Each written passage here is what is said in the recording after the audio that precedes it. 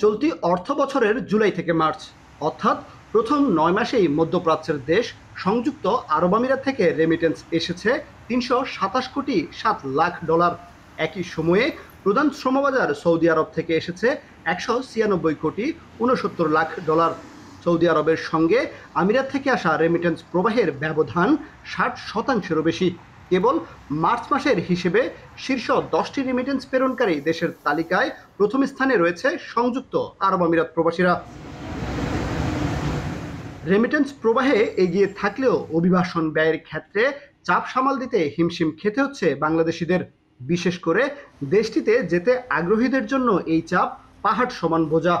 ২০ থেকে ২৫ বছরের ব্যবধানে ক্রমাগতই বাড়ছে অভিবাসন ব্যয়ের হার। চট্টগ্রামের রফিক মিয়া ৭ বছর জাহাজে কাজের অভিজ্ঞতা নিয়ে আমিরাতে আসেন ১৯৮৭ সালে। সে সময় তার ভিসা ও টিকিট বাবদ খরচ হয়েছিল মাত্র ৫৯,০০০ টাকা। চট্টগ্রামের নাজিম আসেন ১৯৯২ সালে।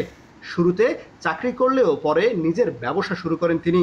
তারও দেশটিতে আসতে খরচ হয়েছে সমপরিমাণ অর্থ, অথচ গত কয়েক বছরে দেশটিতে গিয়ে কাজ পাওয়া পর্যন্ত গুনতে হচ্ছে ৪ থেকে ৫ লাখ টাকা। আমি প্রথমে একটা কাজে জব করতাম, চাকরি করতাম। ৫ বছর চাকরি করছি। চাকরি করার পরে আমি এই প্রতিষ্ঠানটা দিছি, এখন পর্যন্ত আছি। ৫০,০০০ টাকা খরচ হয়েছিল, টিকিটে ৯,০০০ টাকা, মোট ৫৯,০০০। তখন কেন পরিস্থিতি ভালো ছিল, এখন তো পরিস্থিতি এত ভালো নাই। এখানে আসার পরও এই প্রথম অবস্থায় অনেকের কাজ থাকে না, কাজ থাকলেও স্যালারি কম থাকে, বিভিন্ন সবকিছু অনেক সমস্যা নিয়ে তারা নতুন যারা আসে তারা অনেক সমস্যার মধ্যে পড়ে যায়। টাকা যে খরচটা করে আসে ওইটা খরচটা তুলতেও মিনিমাম ২ বছর চলে যায়।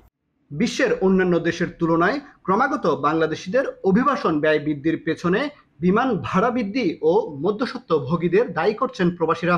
অনেকের এই ব্যয় তুলতেই লেগে যায় ২ থেকে ৩ বছর। পারিবারিক চাহিদা মেটানোর পাশাপাশি যা একজন প্রবাসীর জন্য মানসিক চাপেরও কারণ হয়ে দাঁড়ায়।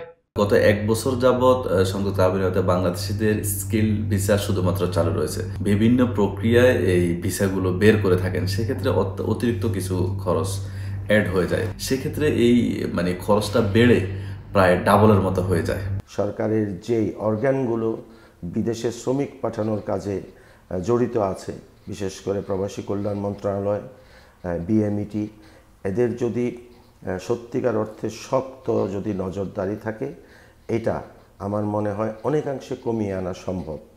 নতুন করে মধ্যপ্রাচ্যের দেশগুলোতে যেতে আগ্রহীদের অভিবাসন ব্যয় কমানো ও নিয়ন্ত্রণে রাখতে সরকারের নজরদারি চান প্রবাসীরা।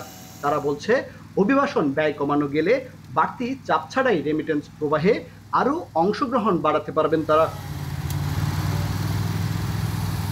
কামরুল হাসান জনি, এখন সংযুক্ত আরব আমিরাত। সানবিট সব দিবে সামাল। সানবিট ম্যাজিক প্রেস ডিশওয়াশিং এর মাথা ঘোরানো সলিউশন।